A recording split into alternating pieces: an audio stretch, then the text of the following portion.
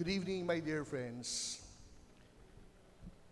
As a seminarian, I always looked up to our dear Father Albert Perskert, a CICM priest, a missionary from Belgium. I looked up to him simply because he's one of those most cheerful priests I have ever met. A very tall guy with a very big voice. Back in San Carlos Seminary, I still remember every Sunday, our seminary lobby will be packed with many people waiting to see Father Albert, young and old alike.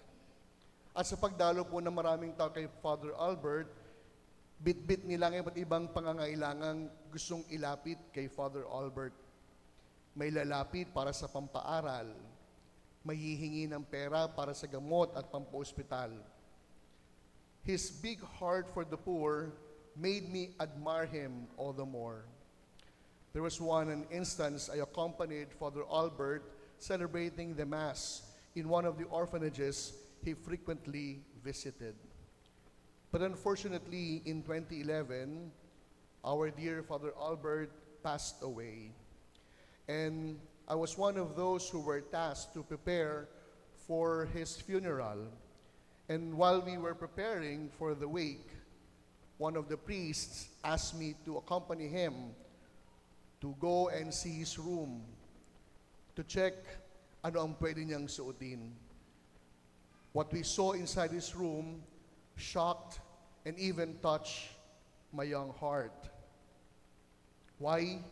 Because the room of Father Albert is barely empty. It was astonishingly bare. Halos walang kalaman-laman. When we, together with the priest, checked what is inside his cabinet, what we saw, a few pieces of pair of pants, a few number of faded barongs, a 2 or 3 sutana, at ilang mga naninilaw na puting t-shirt. Here is a man, a missionary, who carried out today's gospel. No money bag, no sack, no sandals, no walking stick. I guess the reason why Father Albert's room's bare is empty because he does not need much stuff. Why? Because his heart is already filled with many people that he loved. And thus, it is what our Lord Jesus teaches us this evening in order for us to follow him more closely and to be faithful to our calling, pari man o hindi. As a matter of fact, ito po yung mahigpit nating kalaban sa pagsunod natin kay Jesus. We always have this tendency to accumulate. You're always being tempted to hoard. Bakit? Kasi takot po tayong mawalan. Hindi natin gusto yung wala. Komportable tayo kapag mayroon. In fact, we Pinoys have an aversion to bareness. And I was trying to make a research about this peculiar trait that we possess as Filipinos. This is what we call horror vacui, fear of emptiness, fear of bare spaces. And when we say horror vacui, dapat may nakalagay, dapat mayroon. And we don't feel at ease when there is a space, if there is a vacuum. Horror vacui. Some time ago, may kausap po ako. At ang sabi niya, Father, hindi po kayo nag-reply sa akin. Ang sagot ko naman, ako sorry po, kasi nasa kwarto ang aking cellphone. Why? Because normally, people who would know me, if I'm just inside the parish, I do not bring my cell phone with me. Sagot po nung kausap ko, naku, hindi ko po kaya yan, Father. Why? Because I always expect a call. I always wait for text messages. Dagdag pa niya, and I'm sure some of us would also feel the same way. Sabi niya, in fact, Father, I feel weird if nobody would text me. I feel uneasy if my cell phone is not ringing. Pakiramdam daw niya, walang nangangailangan sa kanya. Horror vacui. Fear of being empty.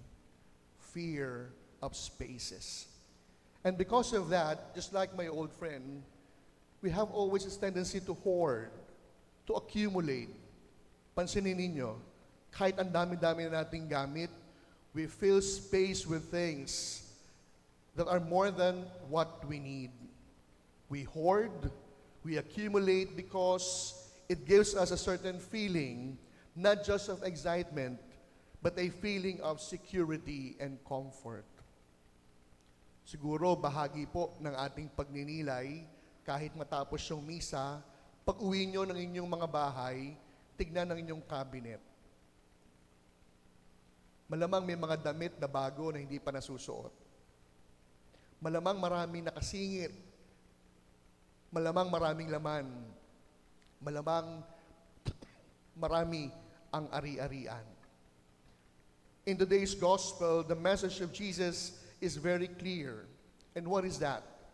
In order for us to follow Him, we have to keep it simple. In short, travel light. If we carry too much, our focus will be on our stuff, how to protect them, and even how are we going to secure them. Kaya nga hindi ba, pag marami tayong bit-bit, intindihin, ang iniisip, yung forma, yung panlabas, yung external. Kaya mas napapahalagahan yung pagiging mabongga. Hindi iyong maging mabunga. Sa sobrang dami ng pinagkakabalahan at iniisip, sa halip na maging mabunga, nagiging mabongga. But if we really wanted to follow Jesus, we have to make it simple. And by doing that, our journey, our mission, even our vocation will be fruitful, will be that of mabunga. And second, we should have less room for material things. Why? So that we can have more spaces for people in our hearts. Tandaan niyo po ito. May mga tao po, mas marami yung pera kaysa sa kaibigan. May mga taong ang daming kayamanan, pero walang kasama. May mga taong maraming ari-arian, pero hindi masaya. That is why the message of our celebration on this Sunday is very simple to understand. Make it simple. Travel light. Kapatid, tandaan mo, kung saksakan ng gamit ang buhay mo, dapat masiksikan ng tao sa iyong puso. I'll say it again. Kung napakaraming gamit sa buhay mo, dapat mas maraming tao ang kayang ilaman ng iyong kalooban. And lastly, with less stuff and more people, we can experience the peace offered by Jesus in the gospel. This is not the peace wherein there is an absence of conflict. This is not the kind of peace wherein there will be no more wars. But peace that is offered by Jesus is coming from a heart that is already full. Ito yung hindi ganun kadami yung pera, pero masaya. Ito po yung walang masyadong ari-arian, pero panatag yung kalooban. Ito po yung hindi masyadong mayaman, pero malusog at walang karamdaman. As long as we have friends, my dear friends, as long as we have people to love inside our hearts, as long as our hearts are big to love, a long arms to reach out and to embrace, tayo ang pinakamasaya. Tayo ang pinakamaligaya. And going back, just like our dear Father Albert Merskert, he does not care if his room was bare and his pockets are empty. Why? As long as his heart is full of people, he chose to serve and love. That is the first message of our gospel this evening. Travel light. Make it simple. Kaya kung saksakan ng dami yung gamit, dapat nagsisiksikan din yung mga tao sa puso natin upang sila'y mahalin at paglingkuran. And to end, travel light, the word light can be translated into two ways. Maliwanag, magaan. These two words are radically the same as long as the heart is concerned. Why?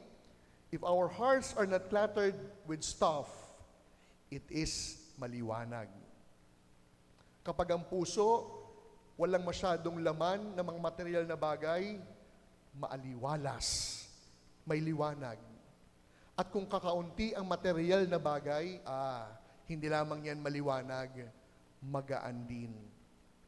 And so the message is very simple. Travel light. Less space for stuff. Less space for material things. More room for persons to love. Kaya sa isang pagtatapos, may assignment po kayo. Pag uwi nyo ng bahay, tignan ang inyong cabinet. Ang isang bagay na hindi nagamit ng isang taon, ibig sabihin, hindi na yan para sa'yo. Mas may taong pwedeng gumamit at pagkalooban ng gamit na ito.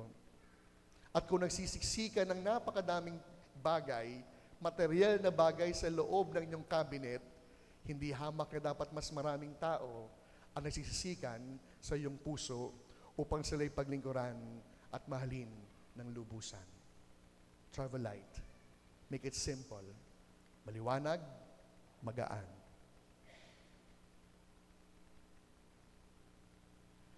Amen.